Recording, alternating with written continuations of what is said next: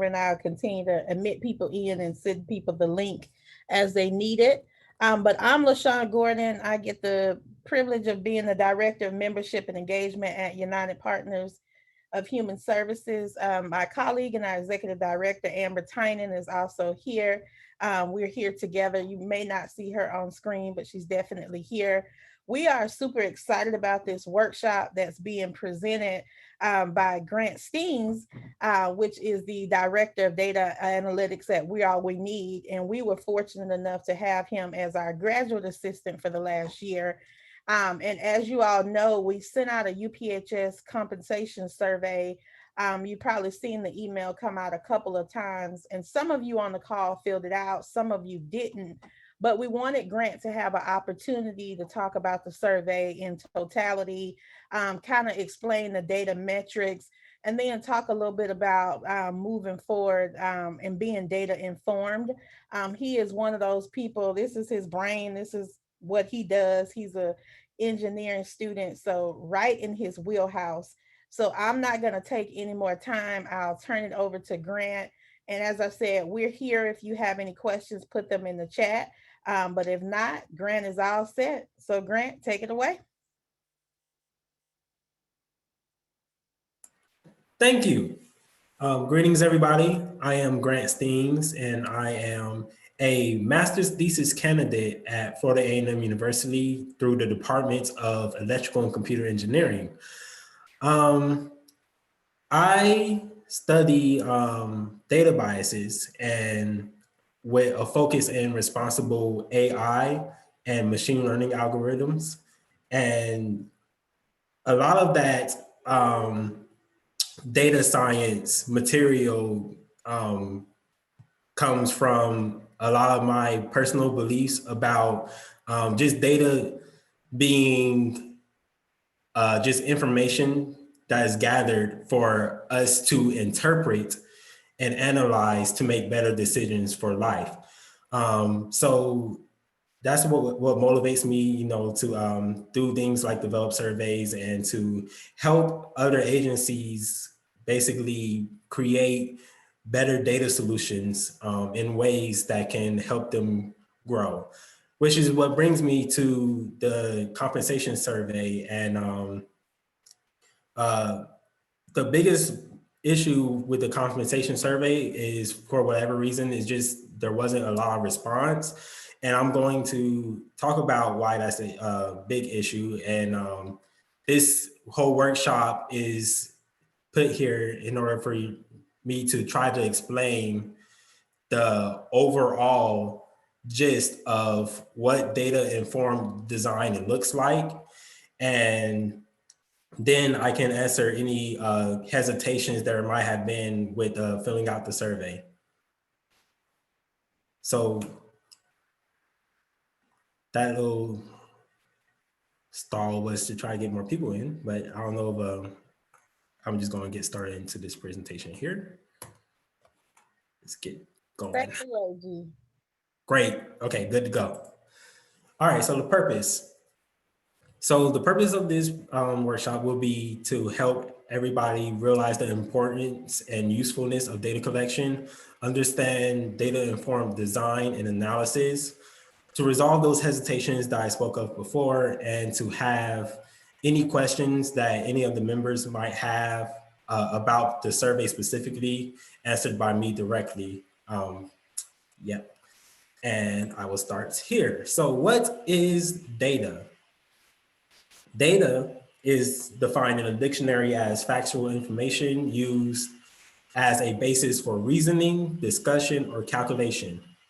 I myself extend that definition by saying that data can be any point or collection of information that can be used to describe an observed instance or a population. So basically, when we look at UPHS, there is, I believe, a population of somewhere around 160 members.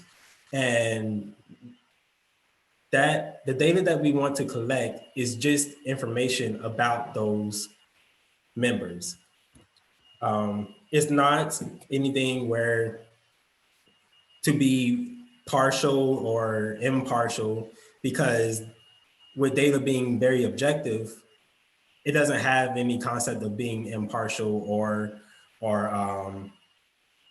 fair in lack of better terms. And that was a concern that I know that we gotten from some members. So I just want to start with that. Data is an objective information point that's not influenced by anybody's opinion. It's like, if you just look at data itself, it cannot be impartial or anything of that nature. So now we go into data informed design. And here I want to really highlight a difference between autonomous applications and dependent applications. And so an autonomous application is something that can be done without very much human input. For example, machines that basically label bottles of water in the factory on an assembly line, it only has one task, and it can do that task based on what it sees coming down that assembly line and only what it sees on that assembly line. You know, but when you look into things like customer service and human service, those are what I like to call dependent applications, where the data itself, or just that one single pathway of vision, cannot be the only determining factor for what the machine or algorithm does. And that's where I have this figure here where you see the difference between data-driven and data-informed.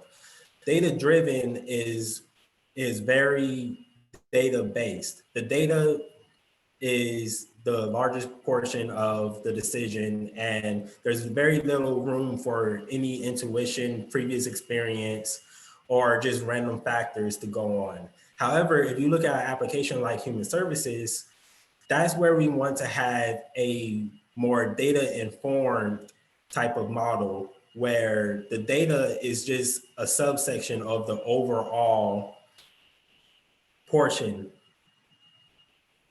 So when it comes to our survey, the data collected is not going to be the sole driving force of the decision, of any decisions made by LaShawn or Amber, because they're going to come in with my analysis and give their own intuition, their own experience, and any other factors that they have from their expertise to basically interpret the data in ways to help me understand, and we'll continue to go back and forth to basically come up with the best solution moving forward.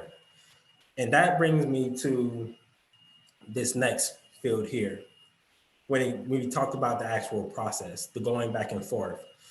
So when I was started out with UPHS, there was a problem that they had. And basically, the problem was there's no baseline for having there's no baseline for their members when it comes to data. And so I presented them with this option where, okay, we can come together and I can consult with you on how we can develop and collect a specific data point where we can start an analysis and view what the outcomes are so that decisions can be made. And I like to call these 4 sections right here the fluent 4, because between framing the problem, the actual data collection, the analysis, and the outcomes, we can go back and forth between those 4 as much as we want until we have an accurate depiction of what the data is trying to tell us and what we need to do with that information. Hence the model in the previous slide of the data informed. That's where all the intuition and those other factors come into play very heavily when you go back and forth through this iterative process. So specifically with the compensation survey, I want to show the members present what those steps look like. So the problem that's being framed is the lack of a baseline for summarizing and categorizing the members of UPHS. So using that knowledge of what the problem is, the target is to create just a general baseline to start tracking UPHS's impact on membership and growth. Sorry, getting parched. Step 2 is the collection. This is where the survey comes in. The survey collection is specifically on compensation and operating sizes, as well as employment numbers, and just general information on how our members operate. I made it clear, it was made clear to me that I need to include 0 options, because I know a lot of people included in the groups. Thank you so much. I know a lot of people included in UPHS has voluntary organizations where they might not pay employees directly, and that's completely fine. But if we do not have that information collected in the survey by you selecting 0 for compensation, then we cannot include you within that category once the analysis is done. And that brings me to the next part with the analysis, where I will coordinate groups together based on metrics and LaShawn and Amber's input to interpret what's the best way to categorize and group different members together. Also, is the analysis and the input from Amber and LaShawn will help me guide what questions we would actually need to ask moving forward. So if we have more people to fill out the survey, then we will eventually get to the point where Amber and LaShawn can target different groups to help them grow in ways that they see fit under the hat of UPHS. Right now is not very efficient to try to target a line, like if I were to say operation size as in budget size. If you're an organization under UPHS's hat and you would like to grow your budget, then we might be able to have a systematic way to help you do that. However, it'll be a lot better if we can follow the same process within a set group based on how you already operate than to just randomly do it on an individual basis. Like I said, there's already, I believe, 160 or so members under the hat of UPHS. So again, the data collection is very objective.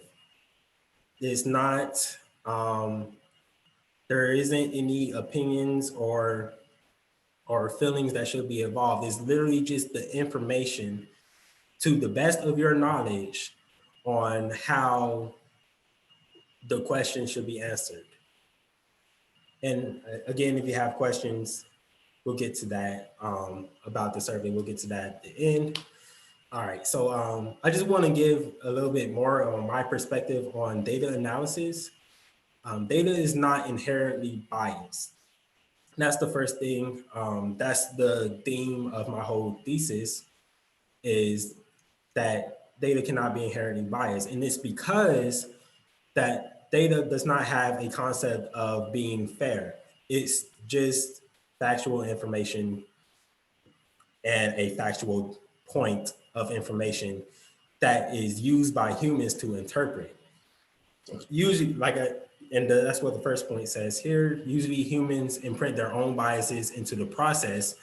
However, as the analyst, it is my job to make sure that I don't make assumptions about what the data is trying to tell me.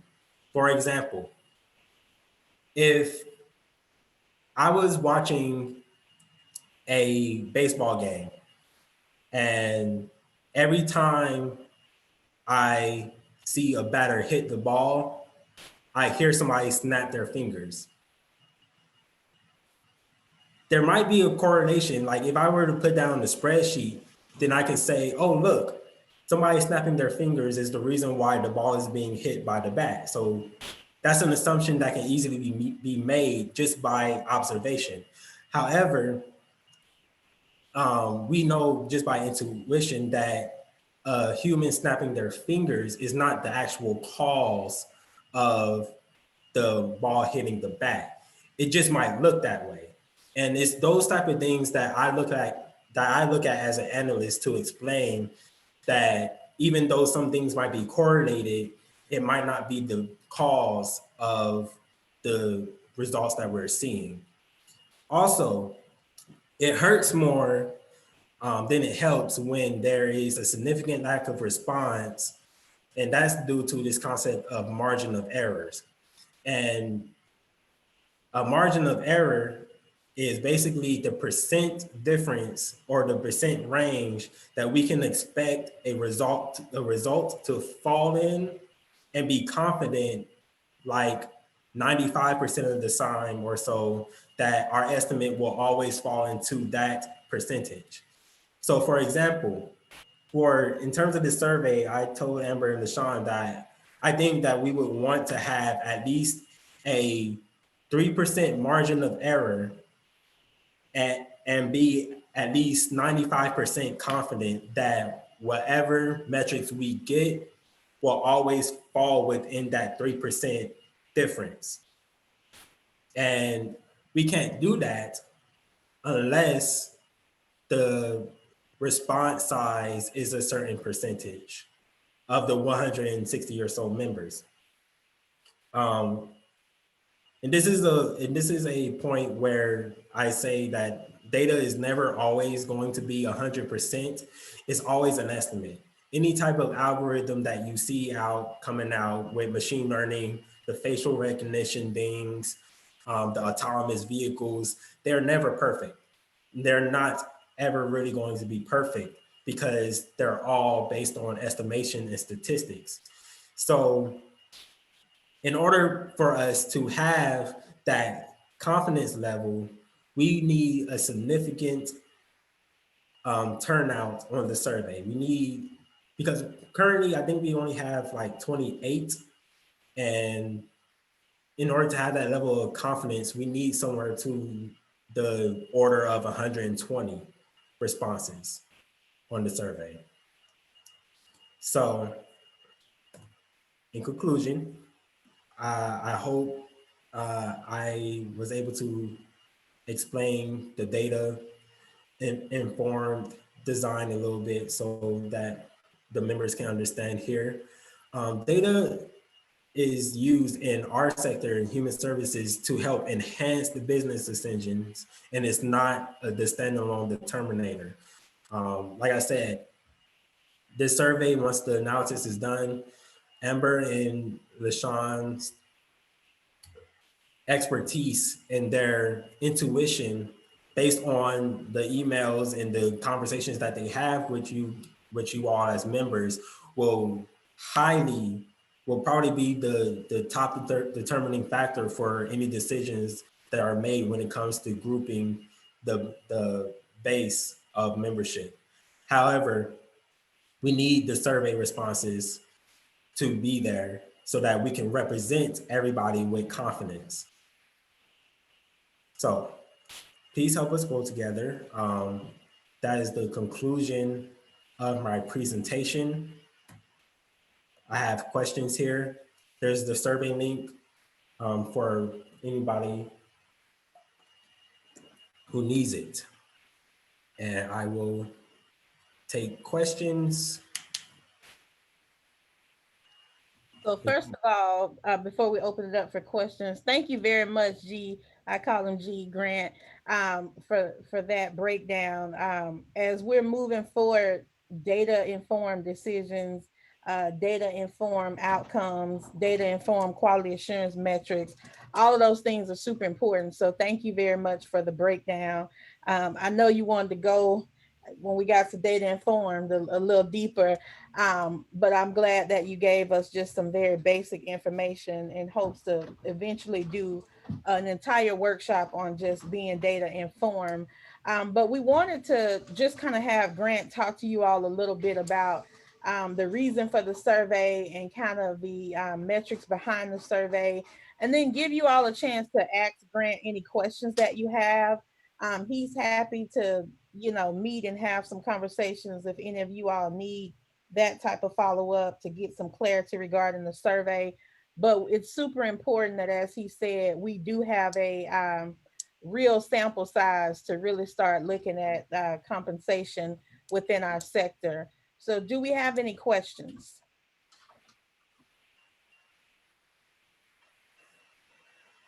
I think it might be beneficial if I were to actually look at the survey and maybe talk about specific points of the definitions when it comes to employment.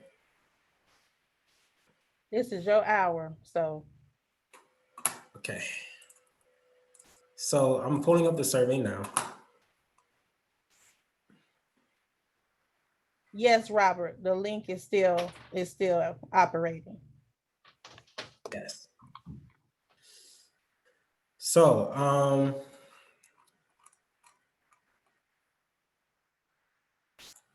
things that I want to make clear for the survey. So first of all, the survey is anonymous. It can be anonymous. All you have to do is fill it out without putting in your organization name. I know that was a concern for a number of members. If you just have a hesitancy of your name being attached to it, that's fine. Like I said, it's not specifically directed to any individual member. It's to group together the operational ideals of different members within the organization. So if we just have, what you view as your total number of employees and how much your budget size is and how much you pay out of that budget size to your employees, then we can basically create a group or a tier level with that information. And we don't need to have your organization name in order to do so. So please understand that you may present your results anonymously. Second, I understand that many of the nonprofits before, like I said in the presentation, was voluntary, meaning that you may not pay the people that come and work or do your events directly, and they just do it out of the kindness of their hearts or, in a voluntary way.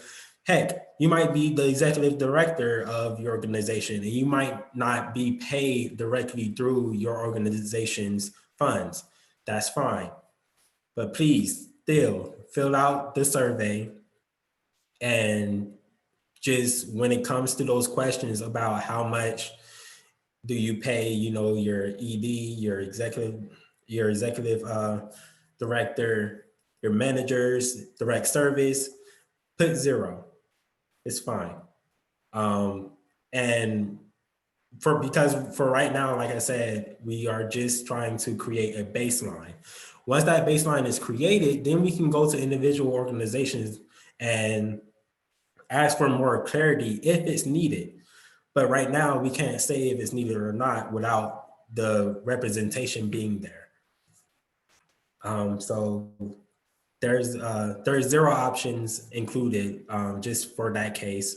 And you can also send a note or an email if you need to, if it just feels more comfortable by doing that, explaining, that you're a voluntary organization and do not pay employees directly or something of that nature.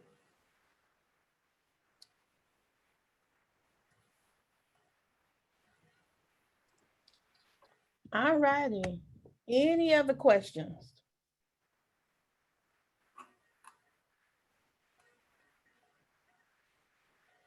Well, we do appreciate everybody's time. I know Amber and I got some individual emails. So now that you've gotten more information from Grant, we'll be following up. We'll resend the survey link out again.